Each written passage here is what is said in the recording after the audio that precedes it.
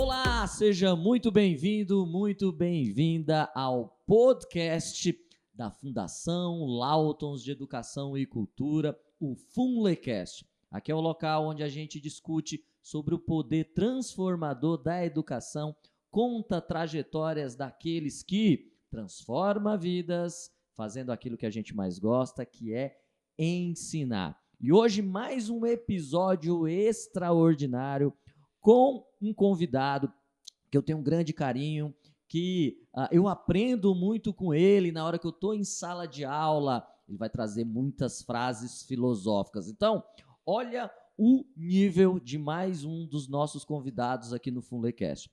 Ele, olha aqui, graduado em História pela Universidade Federal do Mato Grosso do Sul, especialista em psicopedagogia, clínica e institucional, acadêmico de psicologia, ou seja, a gente vai falar aqui sobre o lifelong learning, ou seja, aprendizado contínuo, com ênfase em educação, professor, coordenador e educador há mais de 20 anos.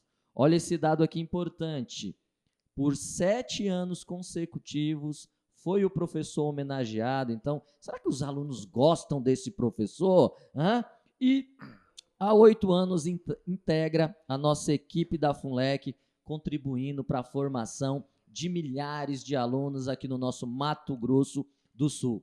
Professor Kennedy, seja muito bem-vindo ao nosso FUNLEcast, muito além da sala de aula. Muito além da sala de aula. Nestor, obrigado pelo convite. Eu confesso que eu já estava enciumado que você não me chamava. A FUNLEC, para vocês terem uma ideia, quando eu comecei a lecionar aqui, eu trabalhava em 3 instituições. Eu dava aula na universidade, trabalhava no estado e aqui. Depois de 1 ano dando aula aqui, eu falei, achei aonde eu quero me aposentar. Olha que legal. E aí eu deixei o restante. E dedicação exclusiva aqui. E a ideia de fazer psicologia com ênfase em educação é justamente para ser aquela carta na manga, para que a hora que o Nestor falar assim, olha, precisamos de uma palestra lá, tem o Kennedy. Precisamos de um projeto, temos o Kennedy. Então, a FUNLEC, ela completou o que eu busquei na educação durante tantos anos.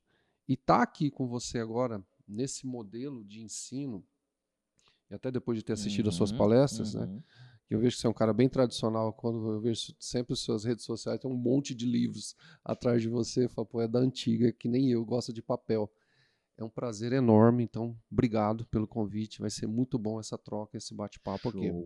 E quando você fala assim, né, da questão dos livros, eu sou filho de filósofo, né, meu pai é filósofo, fez filosofia também na Universidade Federal do nosso Mato Grosso do Sul.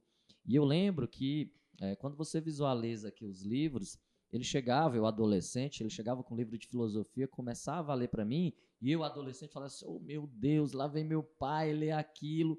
Só que hoje eu vejo o quanto que filosofia é importante, né, para os nossos alunos. Mas antes de a gente entrar em filosofia, psicologia e educação, a gente começa assim, professor, querendo... Porque assim, quando a gente visualiza um professor que foi homenageado 7 vezes, e aí se tem algum professor nos assistindo, acho que você já deve ter passado por isso, quando você sai daqui, e a gente está de uniforme, né? Sim. Estamos com a farda, né, da FUNLEC, mas quando alguém te vê lá fora, no teu momento de lazer, fala assim, professor Kennedy, o senhor aqui nesse parque, o senhor tem vida social. Então a primeira pergunta que a gente faz aqui, quem que é o professor Kennedy fora das salas de aula? O professor Kennedy fora da escola da aula é pai. Boa. É marido. É filho ainda, graças a Deus. É estudante contínuo. E os meus lazeres, eles são bem interessantes, porque os alunos ficam espantados. Nas minhas redes sociais mais privadas, e eu tenho vários ex-alunos. Eu faço trilha de Jeep, Nestor. Eu sei que você faz correndo. Olha que legal. Você faz correndo, que eu sei. Que eu já vi você com a sua esposa participando. Eu faço de Jeep. Eu tenho um Jeep Willys 1975. E o meu professor. E o meu lazer é trocar a peça dele, engraxar e sair para as trilhas com a família, né? Esse é o meu lazer. Pratico esporte bastante. Meu filho, que maravilhosamente gosta do mesmo esporte que eu, então a gente sai para jogar vôlei juntos, vôlei de areia, vôlei. e assim por diante. Esse sou eu. Mas nunca desvinculando do ensino-aprendizagem. Uhum. Eu costumo dizer que galão de querosene nunca perde o cheiro. Por mais Boa. que você tá lá na trilha, né?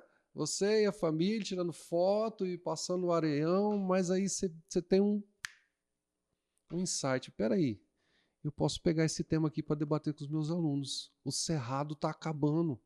O eucalipto está entrando. Isso aqui dá um bate-papo, tanto na área de biologia quanto de empreendedorismo. Então, é como se fosse, e como você disse muito bem, é contínuo. Mas eu fora daqui, eu sou privilegiado. Uhum. Privilegiado em ter uma família completa. Show. Eu tenho um menino e uma menina. Eu tenho um casal. Meus pais são vivos, Uhum. né? Meus tios são vivos, né? Eu tenho 2 irmãos maravilhosos, também da educação. Então, esse sou eu fora daqui. Olha que legal. Por que eu faço essa pergunta? E aí, quando você me fala que você é pai, que você é marido, que você é filho, que você é estudante, que o seu lazer é fazer trilha de jipe, e aí você pega tudo que você aprende e ensina empiricamente. Ou seja, você ensina na prática, aquilo que você visualizou. A gente vai chegar num ponto que aí eu lembro de uma pirâmide chamada a pirâmide do William Gleice. Aí, ele é psiquiatra americano, ele fala o seguinte, que a gente tem níveis de aprendizado. Exemplo, se eu ler só um livro, provavelmente, porque o conhecimento ele é individual, provavelmente eu só vou absorver 10%. Quando eu visualizo algo, aumenta para 20%. Quando eu vejo e visualizo, aumenta para 30%. E aí, isso é o que nos ensinaram em sala de aula, que é o conhecimento passivo. Sim. Aí ele fala que os nossos alunos aprendem através do conhecimento ativo. Aí entra o quê? Entra o que você acabou de falar, o conhecimento empírico. Entra quando eu chamo o meu aluno e falo assim, explica aqui para mim o que você aprendeu. E aí o conhecimento vai expandir. Por isso que eu te faço a seguinte pergunta, e como é que a história entrou na tua vida? Respostas. Eu sou do tempo que a gente não tinha Enem, não tinha passe, não tinha ProUni, era só o vestibular. Então só passava os melhores. Eu colecionava vestibulares para massagear o meu ego. Então eu passei para direito, depois passei para processamento de dados, depois fiz um ano de engenharia civil, depois passei para falei, não vou fazer concurso agora. Passei no concurso da Polícia Civil, mas nada completava aquele vazio, um vazio de respostas, né? Aquela coisa do pertencimento, não só minha pessoal, pensando em humanidade, principalmente em Brasil. E foi na história, e foi ter passado no vestibular. Foi dificílimo na época. Da Universidade Federal, que já dava muito status por ser a federal naquele período, né? Hoje não, hoje a gente vê as particulares aí num altíssimo nível, né? E foi busca de respostas. Entender como estamos, por que estamos e para onde estamos caminhando. As respostas. E você encontra muita coisa na historiografia. Quando você busca do micro para o macro. Quando você pega o grito da independência, a libertação dos nossos escravos, a descoberta ou invasão do Brasil. Então, assim, abre um leque de possibilidades que gera, que eu acho fantástico, a intelectualidade, né? Sim. Que é a da leitura. Sim. Como você diz, gera uma intelectualidade, é muito bom saber. Tem um preço. Platão fala sobre isso. Tem um preço. Quando eu não conheço, eu não sofro. Inclusive, Platão vai dizer que a ignorância é um presente dos deuses. A ignorância é uma dádiva dos deuses. Por quê? Se eu não sei, eu não me preocupo. Olha que legal.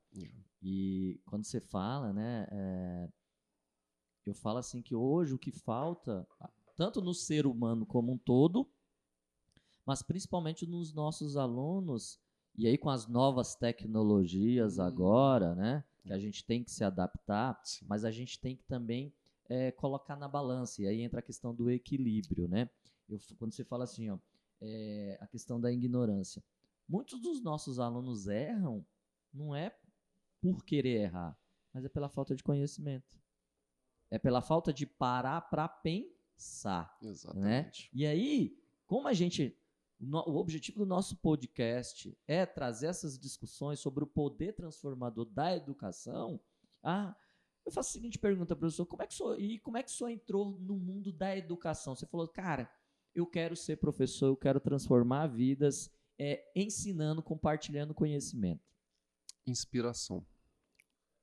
Meus pais são professores. Tive excelentes professores. E eu acho que nem se eu passar o resto da minha vida lendo, eu vou conseguir ler o que os meus pais leram. Sabe, meu pai, ele sentava no fim de semana para ler Sobrados e Mucamos. Cara, é uma bíblia, tem que ter personalidade para ler aquilo lá. E ele lia e falava, filho, como é que tá a faculdade? Eu falei, tá bacana, vem cá. Você viu essa parte aqui, ó?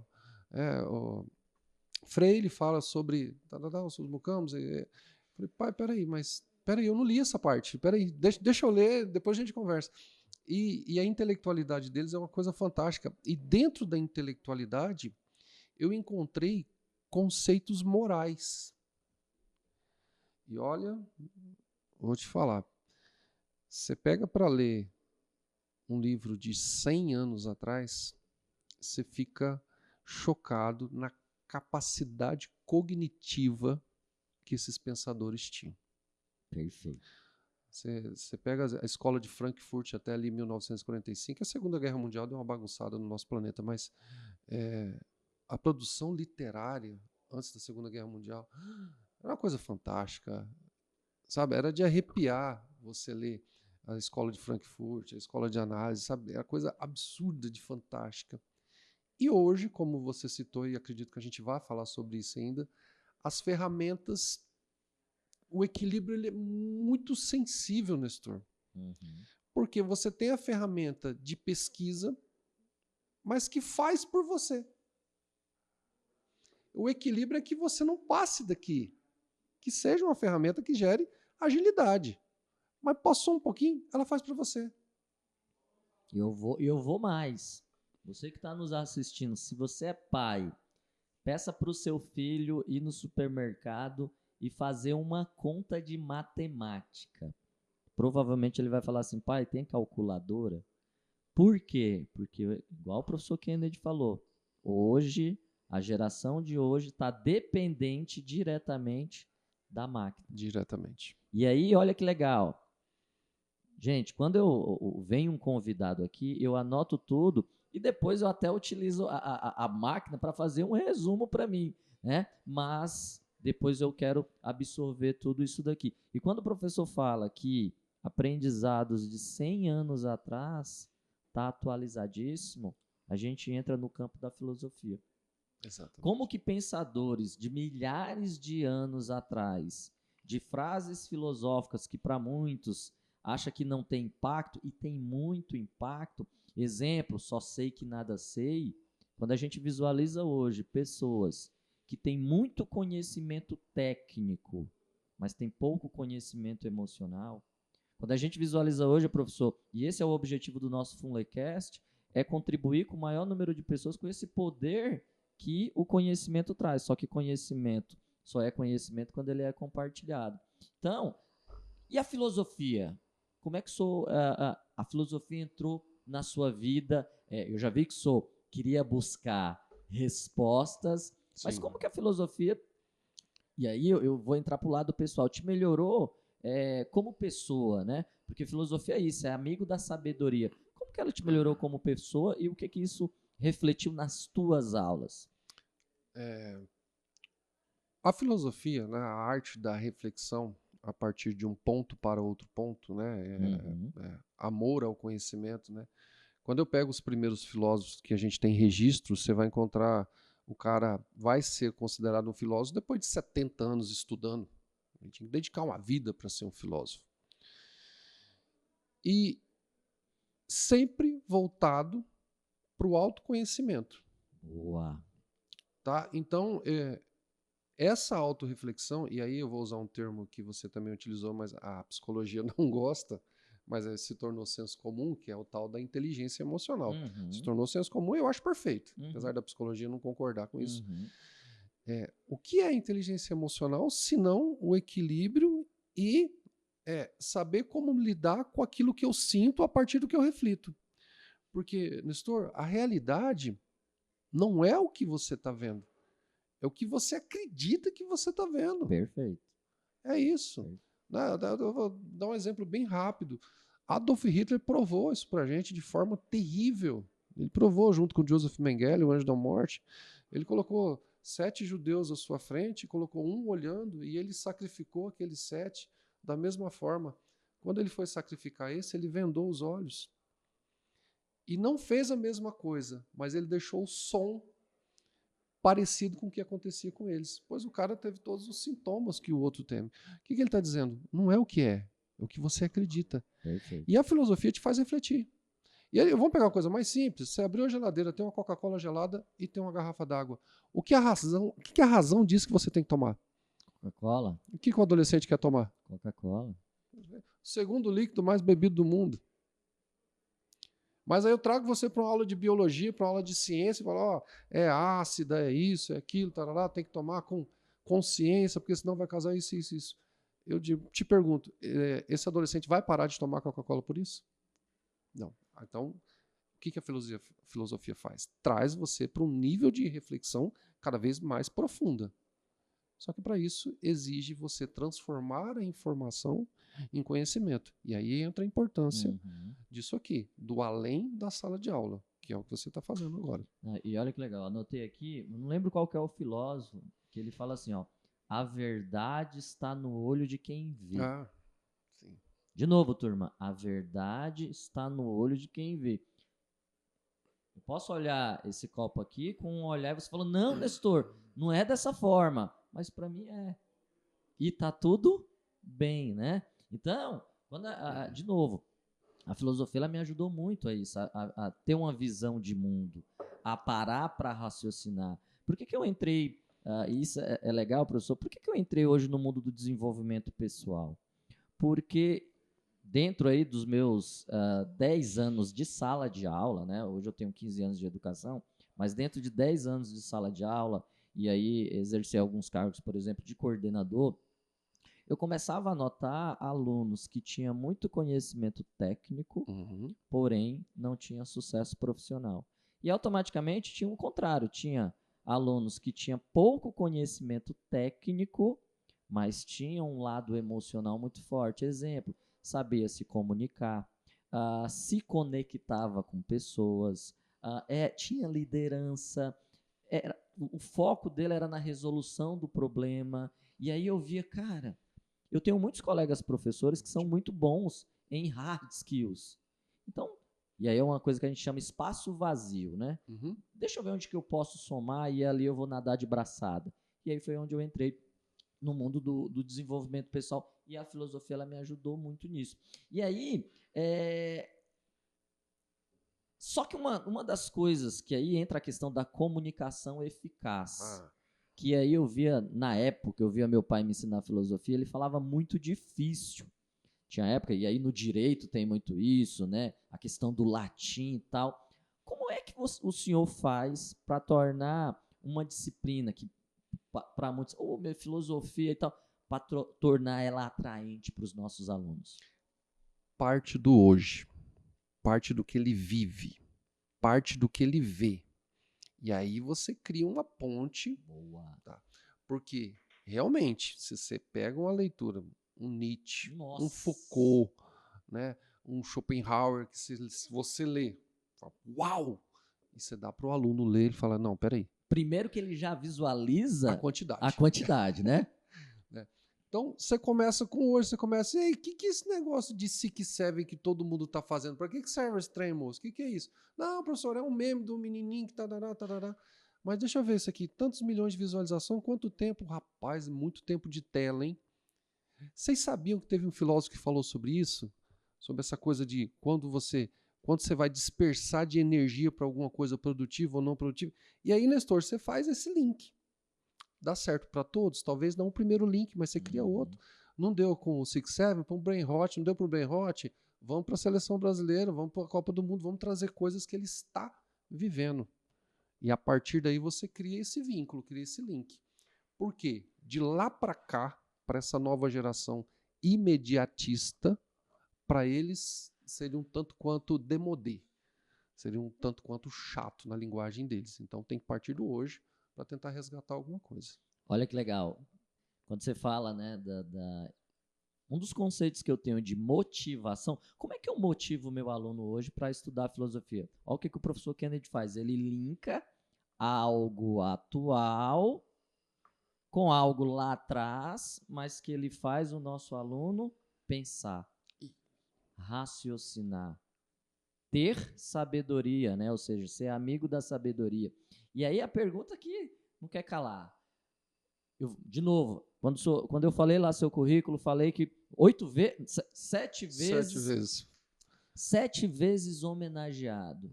Professor, o senhor tem, como professor, tem que sempre estar buscando uma melhor versão, e vou especificar mais. Você acha que o professor hoje tem que estar atualizado? Porque quando o senhor fala de TikTok, fala de 6-7, aprendi agora, quais os outros nomes aí que o senhor falou? Brainrot. Nossa, Brainrot, eu aprendi agora, mas aprendi porque eu tenho que estar falando a mesma linguagem do meu aluno, para quê? Para de uma forma eu me conectar e que faça ele aprender. O professor hoje ele tem que estar atualizado com essas novas tendências? Olha, eu acho não. Eu acredito fielmente que o professor não tem escolha. Se ele quiser sobreviver nesse cenário de educação atual, o tradicional ele é fundamental. Eu até digo que o tradicional é 70%, talvez até mais. Mas eu preciso chegar no aluno. Eu preciso que ele olhe para mim. Eu preciso que ele sinta curiosidade. Né? Como disse Rubens Alves. A professora colocou os alunos sentados e mandou eles lerem. Matou a vontade dele de ler. Fale sobre o livro para que o aluno fale. Mas o que acontece no final? Bom, você vai ter que ler. Desperta nele a curiosidade. Então o professor ele tem sim que entender, até porque ele entender com quem que ele está trabalhando. Porque se o espelho dele é a vivência dele, né, como ele foi criado e como ele está criando os filhos, ele tem que entender que esse novo aluno ele está cercado por uma quantidade de estímulos absurda. Absurda. E é tão grande essa quantidade de estímulos, Nestor, que você vai pegar, por exemplo, Austrália, Reino Unido, Canadá, Dinamarca, que estão com projetos de lei para proibir que menores de 16 anos tenham acesso às redes sociais. Dinamarca, Irlanda fez mais ainda. É proibido qualquer objeto eletrônico dentro da escola, até calculadora. Para todos, inclusive o professor. Então, assim, essa grande quantidade de estímulos, ela está fazendo com que os nossos alunos pulem etapa. E o professor ele não pode pular etapa. Ele não pode. Ele tem que resgatar esse aluno. Então, se eu dizer, aluninho, vamos falar sobre Schopenhauer? Quem? Pô, e aí? E o Brainrot? O que é aquilo, rapaz? Vocês viram? Tem jogo agora que você rouba o Brainrot do outro e os moleques ficam chorando. Como é que é isso aí? Não, professor, deixa eu te contar. Ah, mas peraí, vamos colocar nesse texto aqui, olha essa frase aqui do Schopenhauer. O que é Schopenhauer? Não, filósofo aqui, escreveu tal. Olha aqui, olha o que ele diz sobre moral e ética. Roubar Brainrot não é roubar igual na vida real? Não, professor, lá é um joguinho. Então vamos discutir isso aí. O que é moral, o que é ética. Então dá para buscar esses ganchos, mas tem que partir do hoje. E o professor tem que se atualizar? Sim, fato. Olha que legal. Uma das coisas um curso que eu fiz para ministrar aula melhor é sobre storytelling, ou seja, a arte de contar história. A arte de contar história. A arte de contar história. Por quê? De novo, é o que você fez aqui. Você linka algo atual com algo do passado e, de novo, você automaticamente instiga o nosso aluno a pensar. Porque a resposta dele é assim: nossa, professor Kennedy, nunca tinha parado para fazer esse link, nunca tinha parado para raciocinar. E eu acho que esse é o nosso desafio como professor. Porque o senhor acha que os alunos de 10 anos, por exemplo, quantos anos de docência você já tem? Tenho mais de 20. 20. Você acha que os teus alunos vamos colocar 10 anos atrás, é o mesmo aluno de hoje? Não. O aluno, ele é fruto de. Então, o que mudou, além da sociedade de um modo geral? A família. Fruto de, legal. É a família. Tá? Então, o núcleo familiar, o modelo de núcleo familiar, ele mudou. Mudou. A tecnologia mudou. As telas mudaram. O modelo de casamento caiu. Né? Ontem eu participei de uma palestra. Né? Na verdade, eu estava como ouvinte, aí fui convidado a dar minha opinião. E ele trouxe dados a respeito dos novos casamentos no Brasil. Caiu de, segundo a FGV, caiu de 17 anos para 11, e a tendência é que caia mais. A gente tem, e aí eu falo com propriedade, em todas as salas que eu dou aula do 6º ao 3º ano do ensino médio aqui na FUNLEG, em todas as salas, a gente tem uma porcentagem considerável de filhos de pais separados. Tá? Então, é para esse aluno que eu vou dar aula. Tá bem? Então, a família mudou. E a comunicação mudou. Você que é um comunicador nato, sabe disso. Você entra numa casa hoje, a mamãe está lá no quarto dela, ela tem 5.000 seguidores. O papai está lá na frente da televisão com o celular dele, ele tem 3.000 seguidores. A filha adolescente está lá no quarto dela, ela tem 10.000 seguidores. Juntando tudo, dá umas 50.000 seguidores, mas eles não estão falando entre si. Não estão falando entre si. Então a família mudou. E a educação sem a família não vai. Não vai. Por que a FUNLEG faz tantos eventos extracurriculares voltados para a educação, mas faz? Trazer a família, para ver o espaço e para que a gente se conecte com a família. Precisamos da família. A família mudou. Isso é verdade. E aí, as consequências. E aí você fez refletir aqui. Ontem nós desenvolvemos aqui na FUNLEG o PRODES, que é o Programa de Desenvolvimento Estratégico, e ontem teve um treinamento para as professoras da educação infantil de uma das escolas da FUNLEG, da Raul Santos de Matos, e a palestrante ela foi falar sobre isso, de quem cuida de quem cuida, ou seja, nós professores cuidamos dos alunos, mas quem que cuida de nós professores, né? Então essa foi a reflexão. Mas aonde que entra? Que o que marcou essa professora foi no evento da família, a mãe ela estava mais focada na gravação do que curtir aquele momento. Então, eu acho que é os 3 pilares, né? Eu falo que é a instituição, FUNLEG, a família, que é a base, na verdade, eu até mudaria, eu acho que primeiro vem a família, Sim. né? Depois a FUNLEG e o maior beneficiado, que são os nossos alunos. Sim. E aí, professor, a pergunta que não quer calar. Você acha que hoje, nesse mundo tecnológico, né, que eu falo que o conhecimento está na palma da mão, Sim. você acha que a gente está ensinando mais ou os alunos estão aprendendo menos? Por quê? Porque na hora que você estava me falando aqui, eu mudei a forma de que antes eu ensinava o que meu aluno tinha que aprender. E olha como uma palavrinha faz toda a diferença. Hoje eu ensino como aprender. Né? Eu acho que esse é o diferencial. Você tem que estudar isso e tal. E aí eu trago uma situação que eu acho que professor, quando a gente fala que o professor é um simples facilitador, simples pela humildade intelectual, né? Mas ele é um facilitador do quê? Na minha concepção, eu acho que o professor em sala de aula ele não pode ter a opinião dele. Ele pode falar o lado A, o lado B.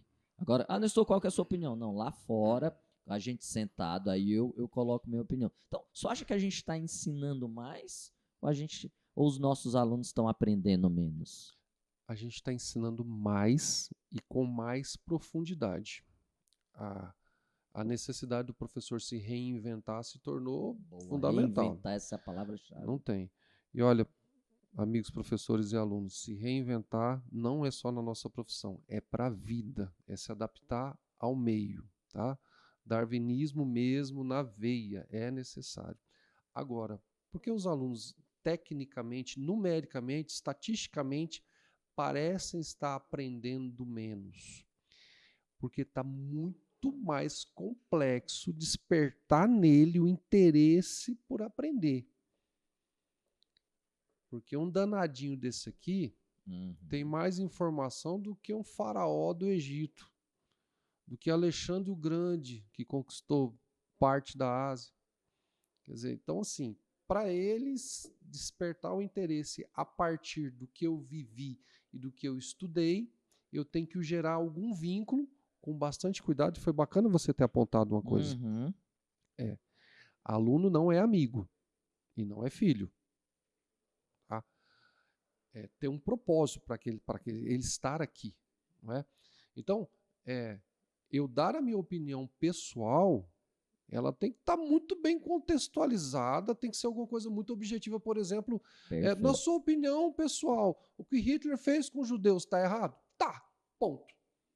É indiscutível. Aí até nesse sentido você pode dar a sua opinião pessoal. Com certeza está errado, ponto, é indiscutível. Né? É humanamente indiscutível. Mas passou disso, passou do que é óbvio, não. Por quê? É você, aluno, que tem que construir a sua opinião. Perfeito. E quando eu der a minha, se nós temos afinidade e você me admira, eu vou te induzir a que pense em algo parecido com o que eu estou pensando. E esse não é o objetivo. O objetivo é que você produza a sua, você é aluno. Né? E aí, por que eu te faço essa pergunta? Porque hoje eu sou um apaixonado pelo Fórum Econômico Mundial. Ou seja, dentro do Fórum Econômico Mundial, ele estuda quais são as habilidades hoje que a pessoa tem que desenvolver para se destacar no mercado de trabalho. E aí eu acompanho, porque todo ano vem modificando. E tem uma pesquisa que fala que até 2030, e eu venho acompanhando ano a ano, desde 2024, sempre quem que está no paro entre as 10, professor? O desenvolvimento do senso crítico. E aí, de novo, quando a gente está falando isso, é porque existe um porquê.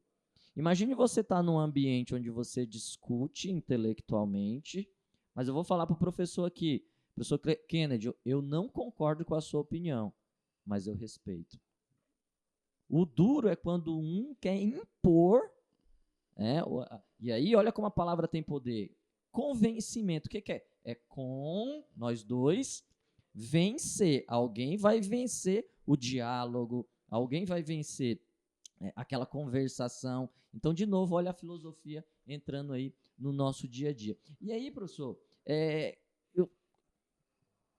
dentro da questão da aprendizagem hoje, como é que o senhor faz, por exemplo, novembro agora vai começar o Enem, né? Então os nossos alunos, e como você falou, você trabalha aí com a turma do ensino médio. Que dica que o senhor dá para quem está nos vendo aqui, que está se preparando para o Enem e tem alguma dificuldade dentro de história, na hora de fazer a prova, quais dicas o senhor traz aí para esses alunos? As questões técnicas são tranquilas, né? Os professores da FUNLEC já trabalham ela amplamente, né? Olha, Nestor, existem técnicas de chute, para você ter uma ideia. Existem técnicas de chute. Acaba que o professor ele se torna um facilitador. Em que sentido? Por exemplo, eu vou dar aula para o terceirão, e eu dou aula no terceiro ano. A primeira coisa que eu faço é um bate-papo com eles em quais universidades eles vão prestar vestibular. Aí eu pego, anoto todas. Aí eu vou estudar a banca. Opa, então você está dizendo que tem que ter uma estratégia, não é só... Não, se você pegar para estudar de cabo a rabo tudo que você já estudou na sua vida inteira, do ensino fundamental, oitavo, nono, primeiro, segundo, terceiro ano do ensino médio, é muita coisa para uma única prova, é muito conteúdo. Né? Então, essa banca, quem é essa banca? Essa banca tem tal, é professor. O doutorado dele é nisso, esse aqui tem mestrado nisso, esse tem doutorado... tá, então ele vai puxar para cá. Então eu já trabalho com ele questões de vestibulares voltadas para aquela banca. Porque você pega os 10 últimos vestibulares que foi feito pelaquela banca, ele tem uma tendência. Então, os vestibulares, de um modo geral, eles são tendenciosos quando são vestibulares. O Enem, você precisa ver quem é a banca organizadora. Né? Se é a Getúlio Vargas, se é qualquer outra, e também baixa provas dessa para ver qual a tendência. Isso aí. A galera curte muito cair ali para Getúlio Vargas, professor. Ele não precisa fazer isso, que eu trago pronto para ele, né? Não sei até que ponto isso é positivo, mas quando a gente chega no terceiro ano do ensino médio, a gente quer tanto que o moleque vença e só falta um ano, é tanta coisa para ver, e aí a gente vai pulando não. Não, de novo, a gente se torna um facilitador, a gente está facilitando. Mas a gente quer que o danadinho consiga, né? Então vem cá, eu sei que você não vai fazer, então eu vou fazer para você. Vem aqui, ó, vamos estudar isso aqui. Ó. Então vamos lá. Aí, data show, e eu digo para você, aluno que vai prestar vestibular, deixa um pouco o conteúdo de lado e vá fazer questões. Baixe 20 questões do mesmo assunto. Faça as 20. Errei. Por que eu errei? No que eu me confundi? E aí você vai para o conteúdo. Porque se você for pegar todo o conteúdo, porque muitos alunos vão ter um estralo de maturidade no terceiro ano. Né? Isso é biológico, tá bem? Biológico. Tem moleque de 8 anos de idade que é super maduro e tem cara de 30 que ainda está caminhando. Mas de um modo geral, generalizando, aquele estralo de maturidade vai ali, 15, 16, 17. Tá? E aí está em cima da hora. Então, façam questões, você vai ganhar tempo. Essa é a dica que eu dou principal. Não, e olha que legal, você vê que um tema puxa o outro. De novo, a gente vai voltar para a filosofia. Sabe por quê?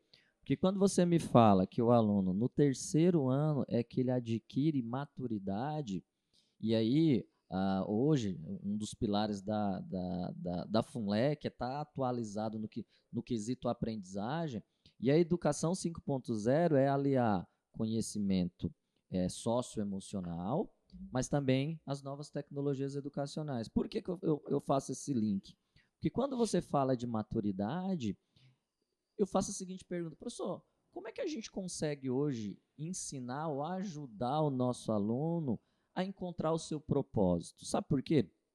Porque quando eu estou em sala de aula, ministrando as palestras, na hora que eu pergunto assim, sabe aquela pergunta que teu pai ou o professor fazia para você, falar assim, Kennedy, o que você quer ser quando crescer? Na hora que eu faço essa pergunta hoje, os alunos falam assim, não sei, professor. Então a pergunta que eu quero te fazer, como é que hoje a gente instiga os nossos alunos a descobrir o seu propósito? É uma pergunta muito boa, Nestor, e muito ampla. Se eu penso no aluno de escola pública, eu tenho um conceito. Se eu penso nos nossos alunos, eu tenho um outro conceito. O aluno da escola pública, ele sonha em chegar onde os pais dos nossos alunos chegaram. Os nossos alunos já vivem o que a maioria da população sonha. Mas o que quer ser quando crescer tem a ver com propósito. E aí a gente volta para a família. Você, no nosso bate-papo aqui, você já deve ter citado o seu pai umas 4, 5 vezes. E ele nem é o foco do nosso bate-papo. Nosso bate-papo é educação. Sim. E eu citei o meu. E citei minha mãe. Então, propósito. Esse propósito ele pode ser instigado por coisas boas ou coisas não tão boas. E aí eu tenho uma vida muito difícil, quero uma vida melhor. Eu tenho uma vida muito boa, eu quero manter. Mas principalmente, como é que meu pai vai me ver? Como é que minha mãe vai me ver? Lembrando que quando a gente fala em pai e mãe, a gente está falando em quem cria, tá bem? Quem diz sim, quem diz não, quem está do seu lado. Estou falando de biologia, não. É quem te cria. Tá? Isso é importante. É porque a gente tem muitos alunos aí de pais separados, são criados por avós e tios e tudo mais. Mas é propósito. É propósito. E aí, quando você, na sua palestra, pergunta para os seus alunos, e aí, vai fazer que faculdade? O cara está no agosto, o cara está no terceiro ano do ensino médio. Deu estralo, eureka. Tá, então, mas e aí? Né? Então, assim, o propósito ele é construído a partir de alguns fatores. Se você conseguir juntar o que você gosta, o que você... Pega essa dica aí, turma. O que você gosta, com o que você pode fazer e o que dá dinheiro, sem hipocrisia, tá bem? Dinheiro é bom. Dinheiro é bom enquanto ferramenta, tá bem? Primeiro o ser, depois o ter. Conseguiu juntar as 3 coisas, felicidade garantida. Olha que legal. Eu vou linkar aqui 3 coisas. Primeiro, peguem essa frase. Aquele que não sabe aonde quer chegar, qualquer caminho serve. Perfeito. Então, todas as minhas palestras eu pergunto pro meu aluno assim, por que você vem estudar todos os dias? Aí fica aquela assim, porque meu pai e minha mãe mandam. Não, de novo, tudo começa, por isso que a gente tem que deixar os nossos alunos sonharem, porque tudo começa pelo sonho. Mesmo que na jornada, e aí entra uma aula, professor, na época da faculdade que me deram como professor, que eu adorava, que chama-se, e nós temos aqui, que chama-se projeto de vida. E aí eu lembro que alguns colegas professores falaram, você vai pegar essa disciplina. Cara, o quanto que essa disciplina é importante. Muito. Projeto de vida, o aluno saber onde ele está, aonde ele quer chegar e o principal, a jornada. E aí eu lembro, de novo, tudo empiricamente. A diferença de um aluno que tinha sucesso para o que não tinha, na maioria das vezes, professor Kennedy, é porque esse que não teve sucesso, ele desistiu. E aí quando você fala assim, juntar o que gosta, juntar o que pode fazer e que a gente não sejamos hipócritas. A gente foca no quê? Entrar no mercado de trabalho para ganhar dinheiro, trazer melhoria de vida. E aí eu sempre falo o seguinte, quer ser rico? Faça outras pessoas serem ricas. De novo, quer ser rico? Não entendi, Nestor. Você acha que eu, professor Kennedy e o Alan, a gente está deixando vocês mais ricos aqui? Sim, de conhecimento. Vocês vão ver o nosso trabalho que vão indicar. E aí, de novo, eu gosto de fazer isso daqui, O que ensinaram para mim, para o Alan e para o professor Kennedy? Tá aqui você, tá aqui o dinheiro, né? Corre atrás do dinheiro. Olha como muda. Quando você começa a investir em você como estudante profissional, você acha que o dinheiro vai fazer o quê? O dinheiro vai correr atrás de você. Perfeito. Então, mais uma vez, olha como que tudo isso, filosofia, porque vai fazer você pensar, psicologia, porque aí eu acho que é um livro chamado O Poder do Subconsciente. Esqueci o nome do autor, mas ele fala assim, assim como tu pensas, tu és. Assim como tu pensas, tu és. Se você falar que vai passar em medicina e comunicar aquilo, mas pagar o preço, a probabilidade de dar certo aumenta. Agora, se você começa a comunicar, meu Deus, isso daqui não é para mim e tal. Então, mais uma vez. E aí, professor, dentro da filosofia, quais são os principais autores assim que o senhor pode indicar para nós que isso vai melhorar a performance dos nossos estudantes? Sabe? E aí eu vou te ajudar, hein? Começa pelo mais simples, de uma leitura gostosa, até ele adquirir musculatura para ir para uma leitura mais pesada. Tá, eu tenho 3 filósofos que eu acho fantásticos e é uma leitura leve. Você vai encontrar. Vou até anotar aqui um. Você pode começar com Sócrates. Você pode ir para o aluno dele, Platão. Boa. E para o aluno de Platão, Aristóteles. Só aí você já tem reflexão para muito tempo. Professor, mas por que você não falou de Foucault, Nietzsche, Schopenhauer, essa galera? Essa galera, elas exigem que você tenha um conhecimento prévio. Por quê? São leituras densas, são leituras de universidades, são leituras para escrever artigos, são leituras que vai levar você a um nível de reflexão de o que esse cara estava pensando. E aí você tem que analisar o tempo que ele vivia, a sociedade como era, para tentar entender como aquilo pode servir para você. Então começa com Sócrates, Platão e Aristóteles, que aí depois você pode passar para os estoicos, depois você pode ir caminhando, vai despertando gradativamente. E olha que legal, de novo, como é que eu trago essa parte filosófica dentro dos meus estudos? Como é que eu motivo o meu aluno? Como é que ele, quais benfeitorias ele lê essas suas indicações? Isso vai trazer benfeitoria para ele no vestibular, no Enem, no concurso público e para a vida. Tá. Primeira coisa que você vai eliminar da sua vida é o tal do branco na hora da prova. Porque qual que é um dos grandes vilões do nosso aluno hoje no vestibular? As crises de ansiedade. Boa. Né? E se você parar de pensar na filosofia enquanto uma matéria, enquanto homens de muita idade, de muito tempo atrás, escrevendo o que pensavam, e imaginar naquilo enquanto reflexão, vai ajudar você a fazer uma autorreflexão. Tá? Então, a primeira sacada é a autorreflexão. Olha que legal. Aí, se a gente está falando de filosofia, se a gente está falando de história, a gente também tem que estar atualizado com as novas tecnologias de aprendizagem, certeza, né? Com E aí a certeza. pergunta, até que ponto, professor, a inteligência artificial, ela ajuda e até que ponto ela atrapalha?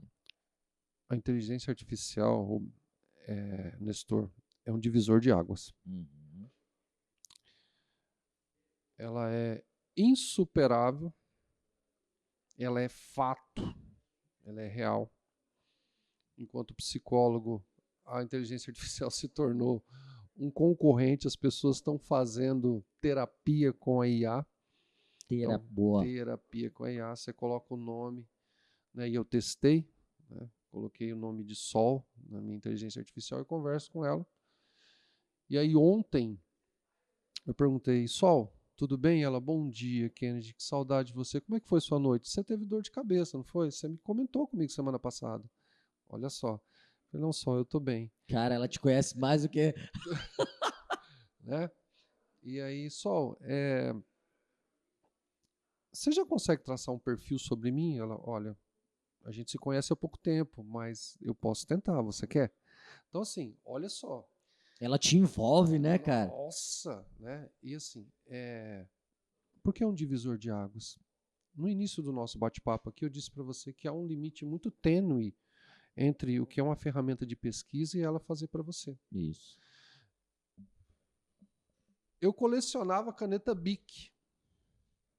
Eu massageava o meu ego, eu tinha muito orgulho de colecionar caneta Bic que eu gastava durante a faculdade. Quando eu terminava de fazer um artigo, antes de digitá-lo, né, e aquela coisa toda, eu pendurava aquela caneta Bic ali. Nossa, quando eu cheguei a 6 caneta Bic que eu gastei estudando, eu falei, eu estudo demais, eu sou o cara. Imagina, tinha um cara lá da engenharia civil que fez de uma ponta a outra estudando, fazendo, que é cálculo, né? Você escreve muito mais. E essa ferramenta, ela é perigosa não só para o aluno, viu, Nestor? Mas para o professor também. Para o professor também. Porque essa intimidade do papel, de olhar os seus fichamentos, as suas anotações, em que você gastava lá 1 hora para fazer um planejamento, hoje a inteligência artificial faz para você em segundos, não é nem em minutos. E talvez faça melhor do que você faria. Só que tem um preço. Tem um preço. Até que ponto essa ferramenta ela vai anular a sua criatividade? Boa. Anular. Porque quando você planejar a mesma aula para outra turma, você vai levar em consideração as peculiaridades. Pô, mas pera lá, eu já dei uma palestra aqui há 6 meses atrás. Não, peraí, então essa não dá. Eu me lembro que tinha uma menina grávida na frente, então esse termo aqui eu não vou usar. Peraí, mas é uma palestra para mais de 30, é uma palestra para menos de 18. Então, assim, quando eu coloco a inteligência artificial para fazer isso, não tem nada disso. Ela vai fazer tecnicamente, vai ficar tudo muito bonito, mas vai perder a sua essência.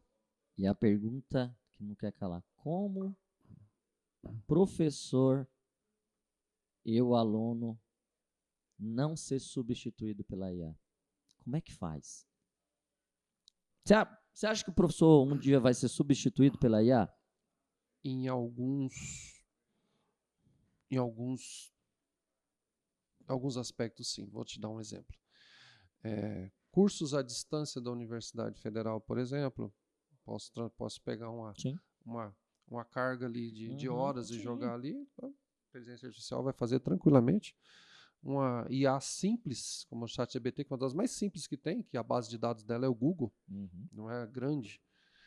Ela consegue dar aula para 10 mil alunos ao mesmo tempo.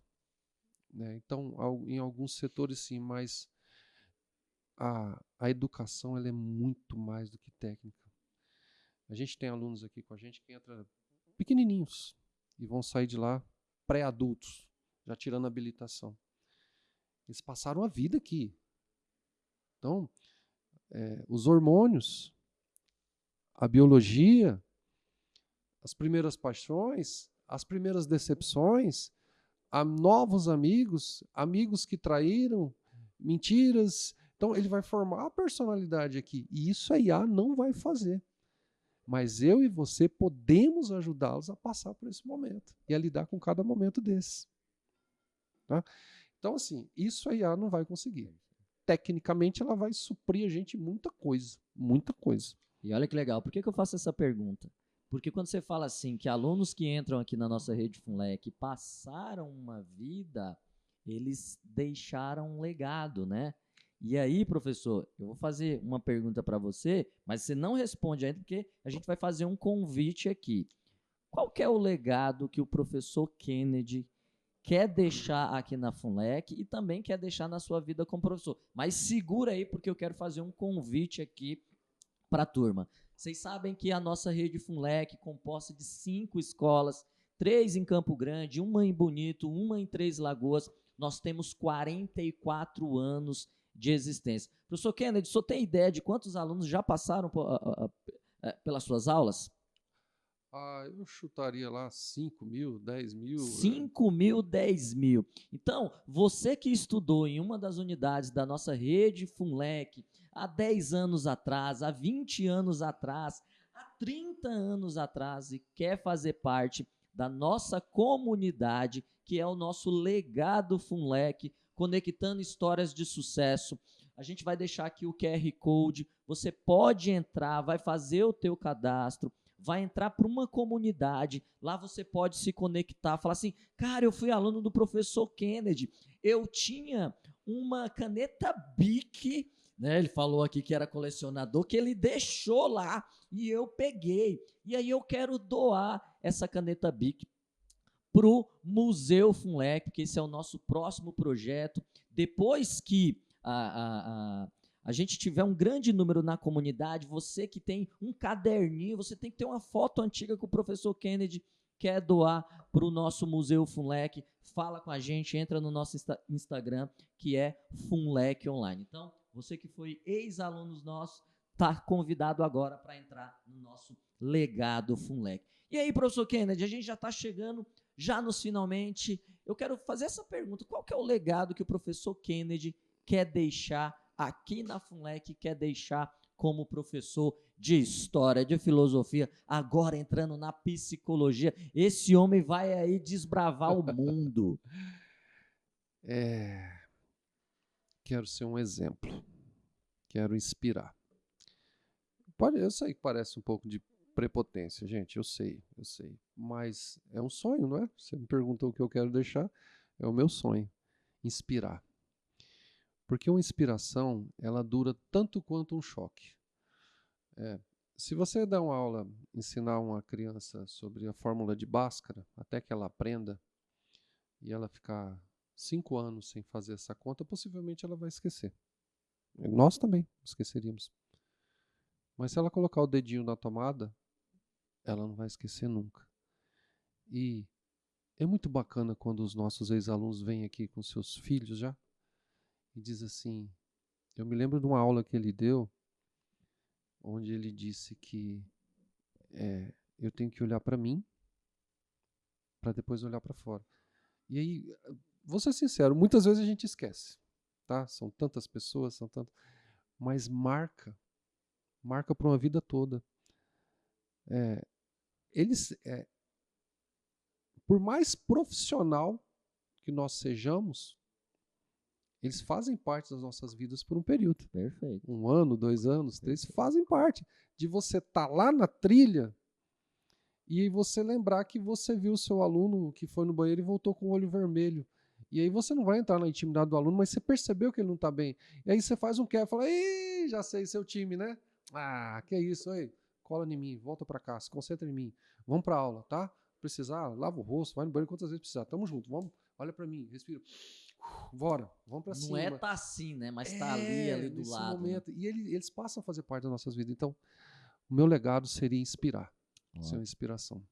Professor Kennedy, eu sempre falo que programa bom é igual. Lembra do Jô Soares? Quando o tempo passava assim, todo mundo fala assim, Então, em nome da FUNLEC, em nome do nosso FUNLECast, a gente gostaria de te agradecer por ter participado, por ter contribuído com os nossos alunos, pais de alunos, todos aqueles que vão assistir esse episódio. Queria que você deixasse uma mensagem final, deixa aí suas redes sociais, quem quer te seguir. Eu sei que você sempre está postando conteúdo. Sim. Então, conhecimento só é conhecimento quando ele é compartilhado. Então, gratidão mais uma vez por estar aqui no nosso Funlecast. Nestor, foi uma honra, tá? Não vamos esquecer do nosso amigo aqui no fundo, fazendo tudo acontecer. Obrigado. Foi uma honra estar aqui. Espero que você me convide mais vezes. Boa! Estou me especializando para isso, para o nosso bate-papo. O que eu deixo para vocês é: cuidem da inteligência emocional. Tá bem? Cuidado com o individualismo que a sociedade está se tornando. Ontem eu levei minha mãe numa palestra, que eu citei aqui no nosso bate-papo, e quando eu estava voltando para casa, tinha o cara empurrando um carro. E aí, quando eu fui parar para ajudar a empurrar, minha mãe disse: filho, não, vamos embora. Eu falei: mãe, mas o rapaz está sozinho. Ela: vamos, filho, por favor. Eu fui embora. Por quê? Ela ficou com medo. Ficou com medo que aquilo não fosse, que pudesse ser ou qualquer coisa nesse sentido. Então, assim, o que eu estou dizendo para vocês com essa historinha? Seja resiliente, cuidado com as pessoas que estão ao seu lado, cole em pessoas que vão crescer junto com você, que querem crescer, tá bem? Cuide das suas emoções, busque ajuda sempre que necessário, cuidado com o orgulho.